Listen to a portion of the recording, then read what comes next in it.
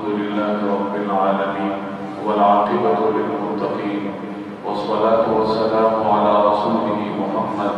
وعلى آله وأصحابه أجمعين وعلى من تبعهم بإحسان إلى يوم الدين. أما بعد فأعوذ بالله من الشيطان الرجيم. بسم الله الرحمن الرحيم. يا أيها الذين آمنوا اتقوا الله وقولوا قولا سديدا يصلح لكم أعمالكم ويغفر لكم ذنوبكم ومن يطع الله ورسوله فقد فاز فوزا عظيما. صدق الله مولانا العظيم.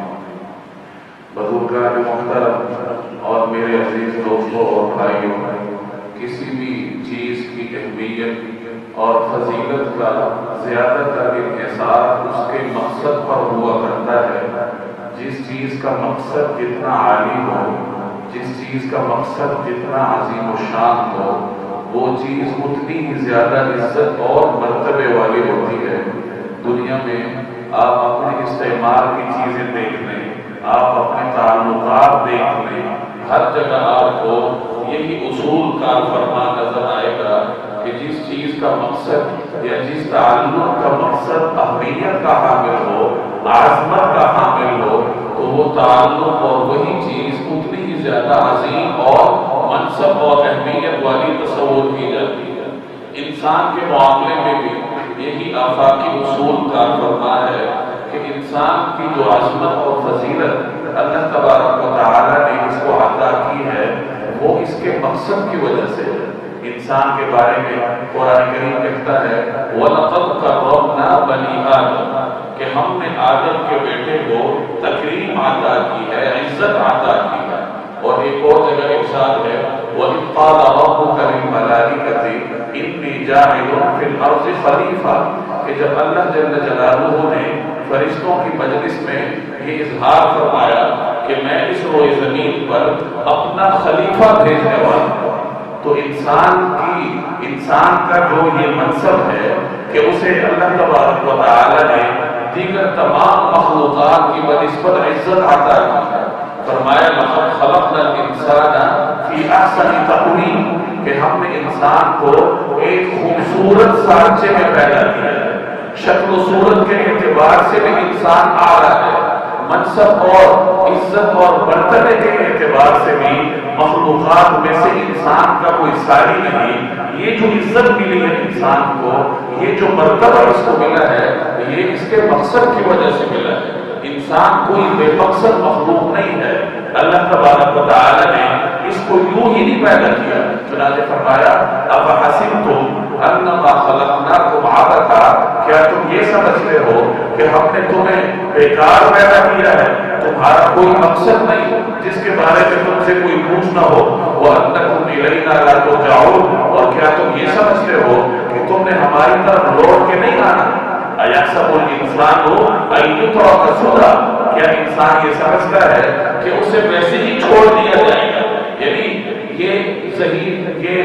یقین دہانی کروائی جا رہی ہے کہ تمہارا کوئی نہ کوئی مقصد ہے، تم اس دنیا میں بغیر مقصد کے نہیں بھیجے گئے. اور وہ مقصد کیا ہے؟ لقد فرمایا کہ میں نے جنات اور انسانوں کو صرف اور صرف اپنی عبادت کے لیے پیدا کیا. وما خلقت الجن والانس الا ليعبدون، کہ انسانوں کی پیدائش کا جو واحد مقصد ہے وہ کیا ہے؟ وہ اللہ تبارک و تعالی کی اطاعت ہے، اللہ جل جلالہ کی عبادت ہے. یہ انسان کی زندگی کا ایک مقصد ہے، اور اسی مقصد کی عظمت کی وجہ سے انسان کو عزت ملی ہے.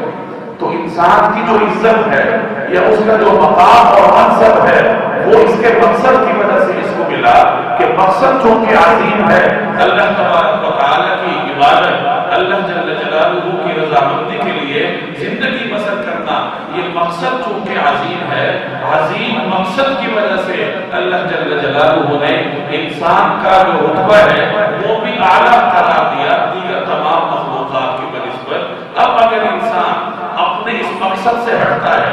اپنے اس مقصد سے اعراض کرتا ہے، تو پھر اس کا یہ منصب بھی نہیں رہتا. کیونکہ یہ سیدھا اصول ہے کہ جس چیز کی وجہ سے آپ کو مقام ملا، جس چیز کی وجہ سے آپ کو منصب ملا، اگر اس چیز کو آپ فراموش کر دیں، اپنی ذمہ داریاں آپ بھول جائیں، ظاہر ہے کہ وہ مقصد بھی آپ سے چھن جائے گا۔ تو انسان جب کبھی اپنے مقصد سے ہٹتا ہے، فضول باتوں کی طرف جاتا ہے، لغویات کی طرف جاتا ہے، تو پھر انسان اپنا وہ جو عظیم منصب ہے اس سے آہستہ آہستہ نیچے آتا جاتا ہے۔ مقصد سے ہٹانے والی کوئی بھی چیز ہو، کوئی بھی کام ہو، خواہ وہ آپ کی زبان کا کوئی جملہ ہے، خواہ وہ آپ کے جسمانی اعضاء کا کوئی کام ہے، خواہ وہ آپ کے دماغ کی کوئی سوچ ہے، کوئی بھی ایسی چیز، کوئی بھی ایسا عمل، ایسا خیال، ایسا قول جو آپ کے مقصد سے اس کا نہ کوئی براہ راست تعلق ہو اور نہ کوئی واسطہ تعلق ہو، تو ایسا خیال، ایسا قول اور ایسا فعل یہ لغویات کے زمرے میں آتا ہے، یہ فضولیات کے دائرے میں آتا ہے۔ اور قرآن کریم نے جہاں نیک آدمیوں کی تعریف کی ہے، اللہ جل جلالہ کے نیک بندوں کی، تو فرمایا قد افلح المؤمنون کہ وہ مومن فلاح پا گئے، کامیاب ہو گئے، الذین هم فی صلاتهم خاشعون جنہوں نے اپنی نمازوں میں خشوع اور خضوع اختیار کیا، یعنی جو اللہ جل جلالہ کی عبادت کرتے ہیں، جو اپنے مقصد پہ عمل کرتے ہیں، جو مقصد اللہ تبارک و تعالی نے ان کو دے کر دنیا میں بھیجا ہے، وہ اس مقصد سے آگے پیچھے نہیں ہوتے، بلکہ اس مقصد سے براہ راست ان کا بڑا قریب کا تعلق ہوتا ہے۔ اور آگے فرمایا والذین هم عن اللغو معرضون کہ یہ وہ لوگ ہیں جو کہ لغویات سے اعراض کرتے ہیں۔ اب پہلے مقصد کا ذکر ہوا فی صلاتهم خاشعون، عبادت کا کہ یہ لوگ عبادت کرتے ہیں، اور آگے فرمایا لغو سے اعراض کرتے ہیں، تو معلوم ہوا کہ عبادات سے ہٹ کر جو بھی کام ہے جس کا تعلق نہ تو اللہ تبارک و تعالیٰ کی رضامندی سے براہ راست ہے اور نہ بھی واسطہ ہے، تو ایسا ہر کام لغویات کے زمرے میں آتا ہے، فضول کاموں کے زمرے میں آتا ہے۔ اور ایک اچھا مومن وہ ہے جو لغو کاموں سے اجتناب کرتا ہے۔ ایک اور جگہ فرمایا وَإِذَا مَرُّوا بِاللَّغْوِ مَرُّوا كِرَامًا کہ عباد الرحمن یعنی اللہ تبارک و تعالیٰ کے نیک بندے وہ ہیں جو جب فضول کاموں پر سے گزرتے ہیں تو مرّوا كِرَامًا تو بڑی عزت کے ساتھ، خاموشی کے ساتھ اس میں حصہ لیے بغیر گزرتے ہیں۔ فضول کاموں میں اور مقصد سے ہٹی ہوئی چیز میں اللہ جل جلالہ کے نیک بندے کبھی بھی حصہ نہیں لیتے۔ وَإِذَا سَمِعُوا اللَّغْوَ أَعْرَضُوا عَنْهُ کہ جب ان کے کاموں میں، کانوں میں کوئی لغو بات پڑتی ہے، کوئی ایسی بات ان کے کان میں جاتی ہے جس کا تعلق ان کے مقصد سے نہیں، أَعْرَضُوا عَنْهُ تو وہ اس سے اعراض کرتے ہیں۔ یہ قرآن کریم تعریف کر رہا ہے، یہ آپ کو تعارف کروا رہا ہے کہ اللہ جل جلالہ کے نیک بندے کون ہیں۔ خلاصہ کیا ہوا کہ نیک بندے وہ ہیں کہ اللہ تعالیٰ کے اچھے بندے وہ ہیں جو بندگی کرتے ہیں، جو کہ اللہ تبارک و تعالیٰ کے طے کردہ اور اللہ جل جلالہ کے تفویض کردہ مقصد پہ چلتے ہیں، اور مقصد سے ہٹی ہوئے ہر راستے اور مقصد سے ہٹے ہوئے ہر قول اور عمل سے اجتناب کرتے ہیں۔ نبی کریم صلی اللہ علیہ وسلم جب تک مکہ مکرمہ میں تھے تو آپ علیہ الصلوات و تسلیمات کے نماز پڑھنے کا انداز یہ تھا کہ آپ صلی اللہ علیہ وسلم رکن اسود اور رکن یمانی کے درمیان نماز پڑھتے تھے، بیت اللہ کے رکن اسود اور رکن یمانی کے درمیان نماز پڑھتے تھے۔ اور اس کا فائدہ یہ تھا کہ اس سے بیت اللہ کی طرف بھی استقبال ہوتا تھا اور بیت المقدس کی طرف بھی رخ ہو جایا کرتا تھا۔ نبی کریم صلی اللہ علیہ وسلم سے پہلے جو انبیاء بنی اسرائیل مبعوث ہوئے تھے تو ان کا قبلہ بیت المقدس تھا۔ سرکار دو عالم صلی اللہ علیہ وسلم آغاز میں مکی زندگی میں جب نماز پڑھتے تھے تو بیت اللہ اور بیت المقدس دونوں کی طرف اپنا رخ فرمایا کرتے تھے تاکہ بیت اللہ کی طرف بھی رخ ہو جائے اور بیت المقدس کی طرف بھی رخ ہو جائے۔ لیکن جب آپ علیہ الصلوات و تسلیمات مدینہ منورہ تشریف لے گئے تو دونوں کی طرف رخ کرنا ممکن نہ ہوا۔ اللہ جل جلالہ کی طرف سے آپ کا قبلہ آغاز میں بیت المقدس قرار دیا گیا تو رسول اللہ صلی اللہ علیہ وسلم مدینہ منورہ میں بیت المقدس کی طرف رخ کر کے نماز پڑھتے ہیں۔ 16 یا 17 مہینے حضور صلی اللہ علیہ وسلم نے بیت المقدس کی طرف رخ کر کے نماز پڑھی ہے، لیکن چونکہ بیت اللہ آپ کا آبائی وطن تھا اور علیہ السلام جن کی ملت کی تکمیل کے لیے آپ تشریف لائے تھے، ان کا قبلہ بیت اللہ تھا، تو فطری طور پر نبی کریم صلی اللہ علیہ وسلم کی یہ خواہش تھی کہ میرا قبلہ اور میری امت کے نمازوں کا رخ بھی بیت اللہ مقرر ہو جائے۔ یہ رسول اللہ صلی اللہ علیہ وسلم کی ایک قلبی خواہش تھی، جس کا ذکر قرآن کریم میں ہے کہ ہم دیکھتے ہیں کہ آپ بار بار آسمان کی طرف دیکھتے ہیں اور آپ کو یہ خواہش ہے کہ طلب ہے کہ یہ حکم آ جائے اور میرا قبلہ بیت اللہ قرار پا جائے اور میری امت کا قبلہ بیت اللہ کو بنا دیا جائے۔ فَلَنُوَلِّيَنَّكَ قِبْلَةً تَرْضَاهَا، لہذا ہم آپ کا رخ اس قبلے کی طرف پھیریں گے جو آپ کو پسند ہے۔ فَوَلِّ وَجْهَكَ شَطْرَ الْمَسْجِدِ الْحَرَامِ، لہذا آپ اپنا رخ اب مسجد حرام کی طرف پھیر لیجیے۔ یہ تحویل قبلے کا حکم ہے جو کہ ہجرت کے 16 یا 17 مہینے کے بعد آتا ہے۔ اب جب یہ حکم آیا قبلہ تبدیل کرنے کا تو یہ کوئی معمولی حکم نہیں تھا۔ قبلے کے ساتھ انسان کے عظمت کی جو خیالات ہیں وہ وابستہ ہوتے ہیں۔ جب آدمی کسی کی طرف رخ کر کے، کسی سمت کی طرف رخ کر کے ایک عرصے تک سجدے کرتا رہے تو اس سمت کی تقدیس اس کے دل میں آ جاتی ہے۔ تو جب قبلے کی تحویل کا حکم آیا، اب یہ ایک بڑا مرحلہ تھا نبی کریم صلی اللہ علیہ وسلم کی مدنی زندگی میں۔ اس میں ایک طرف تو یہود نے شور مچا دیا کیونکہ یہود کا قبلہ بیت المقدس تھا، ان کے قبلے سے ہٹا کے مسلمانوں کو بیت اللہ کی طرف رخ کرنے کا حکم دیا گیا۔ تو ایک تو اس حکم پر یہودیوں نے اعتراضات کرنے شروع کر دیے اور سوالات اٹھانے شروع کیے۔ دوسری طرف جو مسلمان نئے دین میں آئے تھے یا جو منافقین تھے، جو اعلان کفر کا اظہار نہیں کر سکتے تھے، وہ اس حکم کے بعد دین سے پھر گئے اور یہ کہنے لگے کہ معاذ اللہ، نبی کریم صلی اللہ علیہ وسلم نے تو اپنی قوم کے قبلے کو منتخب فرما لیا۔ اب یہ ایک بڑا حکم تھا، ایک افراتفری تھی بعض صورتحال میں کہ یہود سوالات اٹھا رہے ہیں اور مسلمانوں میں سے جن کے دلوں میں ابھی اسلام پختہ نہیں ہے یا وہ دل سے مسلمان ہی نہیں ہوئے، ان کے لیے بھی اس حکم کو ہضم کرنا مشکل ہے۔ سوالات اٹھ رہے ہیں، بحث و مباحثے ہیں اور یہ بحث و مباحثے ایسے ہیں جو کہ مقصد سے ہٹے ہوئے ہیں، جن کا تعلق براہ راست مقصد سے نہیں ہے۔ اور اللہ تبارک و تعالی نے صحابہ کرام کی تربیت جس منہج پر کرنی تھی، یہ اس منہج کے خلاف تھا۔ چنانچہ آیت نازل ہوئی وَلِكُلِّ وِجْهَةٌ هُوَ مُوَلِّيهَا، یہ جو ہم نے آپ کو قبلہ تبدیل کرنے کا حکم دیا یہ کوئی نئی بات نہیں ہے، کیونکہ ہر قوم کے لیے الگ قبلہ تھا۔ عیسائی وہ حضرت عیسیٰ علیہ السلام کی جائے پیدائش بیت اللحم کی طرف ہو کر کے نماز پڑھتے ہیں، یہودی بیت المقدس کی طرف ہو کر کے نماز پڑھتے ہیں۔ تو ہم نے مسلمان قوم کو بھی ایک الگ قبلہ دے دیا کہ وہ بیت اللہ کی طرف ہو کر کے نماز پڑھیں، تو یہ کوئی بڑی بات نہیں ہے۔ اور مسلمانوں کی توجہ بحث و مباحثوں اور سوالات کا جوابات دینے سے ہٹانے کے لیے فرمایا فاستبقوا الخیرات، کہ تم نیک کاموں کی طرف توجہ دو، نیک کاموں میں ایک دوسرے سے آگے بڑھا۔ یہ آیت کی ترتیب ہے بڑی دلچسپ ہے۔ وَلِكُلِّ وِجْهَةٌ هُوَ مُوَلِّيهَا،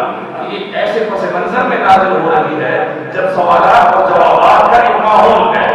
تو مسلمانوں کو کہا گیا کہ ہر قوم کے لیے ایک قبلہ ہے جس کی طرف ہم ان کو بھیجتے ہیں، تو یہ کوئی نئی بات نہیں ہے۔ تو تم اس سوال جواب میں نہ پڑھو بلکہ فاستبقوا الخیرات، نیک کاموں میں ایک دوسرے سے آگے بڑھو۔ اگر مباحثے کرنے بھی ہیں تو ایسے کاموں کے بارے میں کرو جن کا تعلق تمہارے مقصد سے ہو، جو تمہیں تمہارے مقصد میں کوئی فائدہ دیتے ہوں، ایسے امور میں ایک دوسرے سے آگے بڑھو۔ اینما تقولوا یأتی بکم اللہ جمیعا، کیونکہ تم جو سوال جواب کرتے ہو اس کا تعلق دنیاوی معاملات سے ہے، اس کا تعلق تمہارے مقصد سے نہیں ہے، اور تم جہاں کہیں بھی ہوگے تمہیں لوٹ کے اللہ کے پاس جانا پڑے گا اور اللہ تبارک و تعالیٰ کے دربار میں حاضر ہو کر تم سے تمہارے مقصد کے بارے میں پوچھا جائے گا۔ جو لوگ امور میں جو فضول مباحثوں کا دنیا میں پڑھتے ہو وہ تمہیں نقصان دیتے ہیں، وہ تمہیں اپنے مقصد سے دور ہٹاتے ہیں۔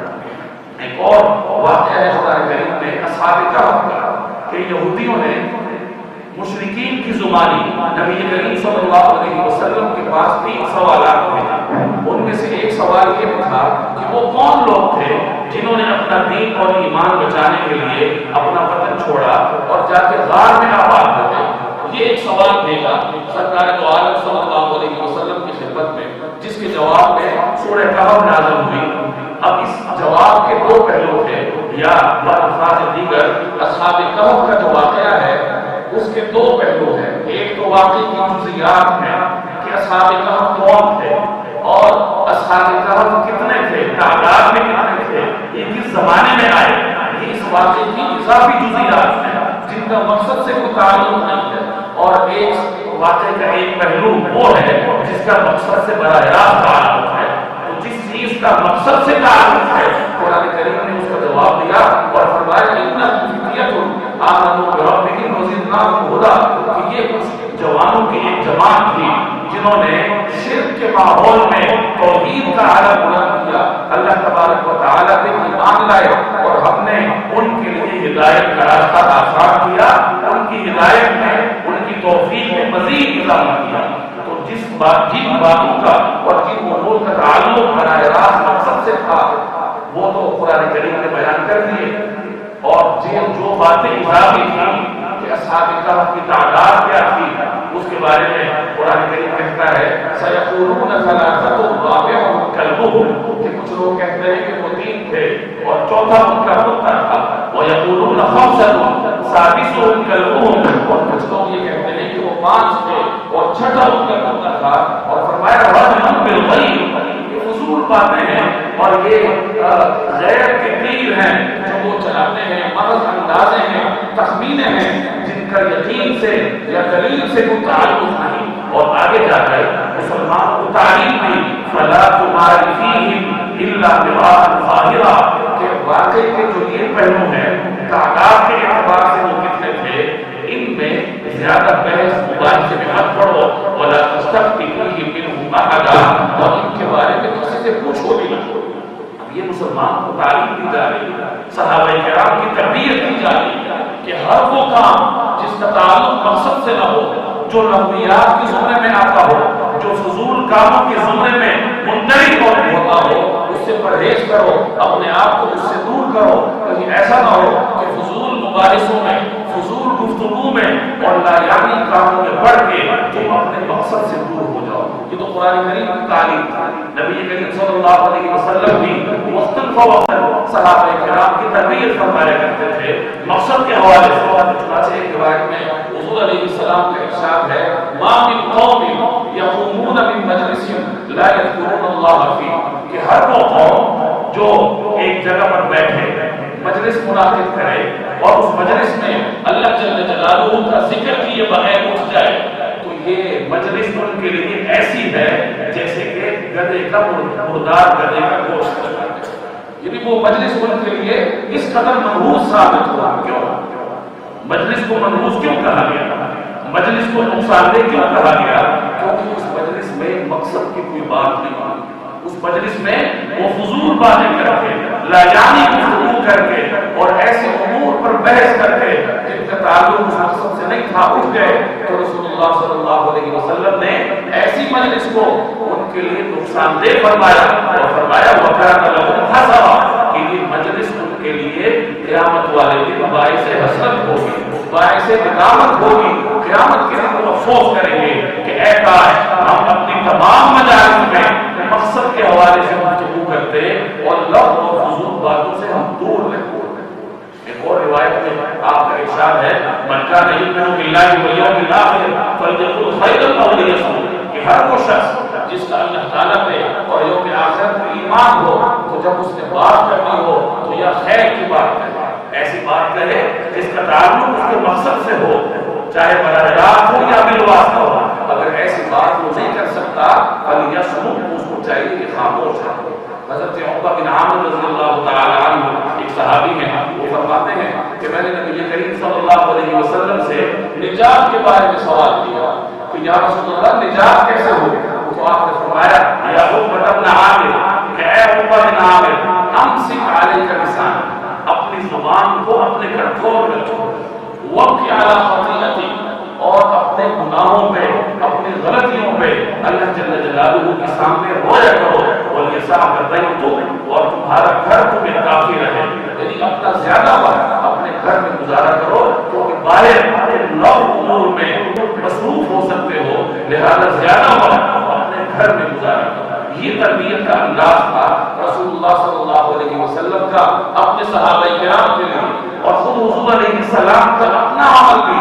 صحابہ کرام کے لیے مشعل راہ تھا۔ چنانچہ حضرت حسن بن علی رضی اللہ تعالی عنہ نبی کریم صلی اللہ علیہ وسلم کے بارے میں فرماتے ہیں کہ کان رسول اللہ صلی اللہ علیہ وسلم متواضع الاحسان دائم الفکر، کہ نبی کریم صلی اللہ علیہ وسلم ایسی ہستی تھی جن کے غم زیادہ تھے، جو فکر زیادہ کرتے تھے، لیس له راحہ، نبی کریم صلی اللہ علیہ وسلم کے لیے راحت کے لمحات نہ ہونے کے برابر تھے۔ اور بات چیت کرنے کا انداز کیا تھا، یہ تکلم بجوامع الکلم، جوامع الکلم کے ذریعے آپ گفتگو فرمایا کرتے تھے، یعنی لمبی چوڑی بات کو مختصر الفاظ میں سمو کر صحابہ کرام کے سامنے رکھ دیا کرتے تھے۔ اور فرمایا کہ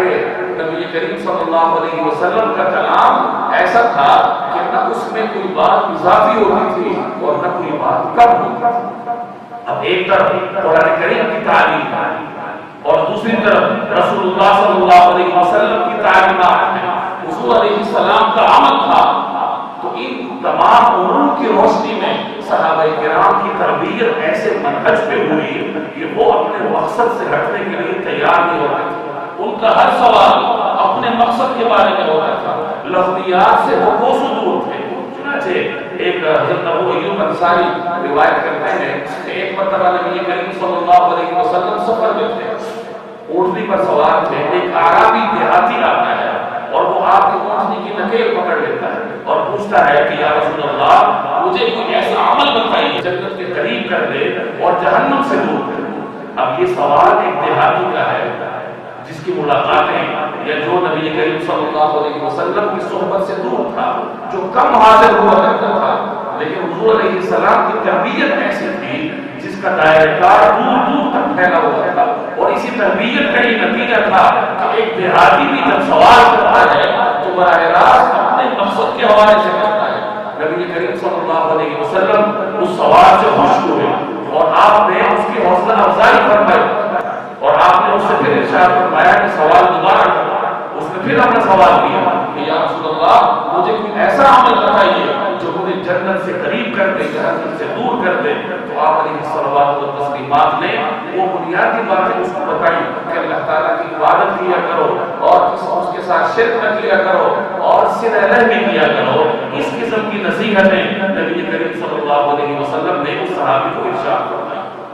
حضرت ابو ہریرہ رضی اللہ تعالی عنہ فرماتے ہیں کہ ایک مرتبہ ایک اعرابی حضور کی خدمت میں آتا ہے اور عرض کرتا ہے کہ یا رسول اللہ دلنی علی عمل اذا عملته دخلت الجنہ، مجھے کوئی ایسا عمل بتائیے کہ جب میں وہ کیا کروں اس پہ کاربند رہوں تو میں جنت میں چلا جاؤں۔ اب یہ سوال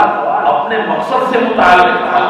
تو حضور صلی اللہ علیہ وسلم نے فرمایا کہ تعبد اللہ ولا تشرک به شیئا وتقیم الصلاة المکتوبہ وتؤدی الزکاة المفروضہ وتصوم رمضان، کہ تم اللہ کی عبادت کرو، اس کے ساتھ کسی کو شریک نہ ٹھہراؤ، فرض نماز پڑھا کرو، فرض زکات دیا کرو اور رمضان کے روزے رکھا کرو۔ تو وہ دیہاتی کہتا ہے لا ازید علی ذلک، یا رسول اللہ میں اس پر کوئی اضافہ نہیں کروں گا، میں ہمیشہ ان امور پہ کاربند رہوں گا۔ تو نبی کریم صلی اللہ علیہ وسلم نے اس کے جانے کے بعد صحابہ سے ارشاد فرمایا من سرہ ان ينظر الى رجل من اهل الجنہ فلينظر الى هذا، کہ جو شخص یہ چاہتا ہے کہ کسی جنتی کو دنیا میں دیکھ لے تو وہ اس شخص کو دیکھ لے۔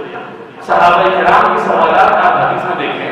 احادیث کے ذخیرے میں جتنے بھی وہ سوال کرتے تھے مقصد سے متعلق ہوتے تھے۔ کبھی کوئی صحابی حاضر ہوتے اور پوچھتے کہ ایج الاعمال افضل، یا رسول اللہ اعمال کے سے افضل عمل کون سا ہے؟ کبھی کوئی صحابی ان الفاظ کے ساتھ سوال کرتا ایج العمل افضل، یا رسول اللہ کون سا عمل افضل ہے؟ ہر صحابی اپنے مقصد پر کاربند تھا، لفظیات سے دور تھا، فضول مباحثوں سے دور تھا، اور اپنے مقصد کے بارے میں نبی کریم صلی اللہ علیہ وسلم سے سوال بھی کرتے تھے، اور جو جواب ان کو مل جاتا وہ اس پہ عمل کرتے تھے۔ اور اللہ تبارک و تعالی نے ان کو دنیا میں بھی کامیابیاں عطا کی اور آخرت میں بھی اللہ جل جلالہ نے جنت ان کے لیے مقرر کر رکھی ہے. لیکن میں اور آپ اسی پیغمبر کے نام لیوا ہیں, اسی قرآن کریم پر ہمارا ایمان ہے, یہی احادیث ہم پڑھتے پڑھاتے ہیں, لیکن اس کے باوجود ہم دنیا میں بھی ذلیل ہیں اور آخرت میں بھی نہ جانے اللہ تبارک و تعالیٰ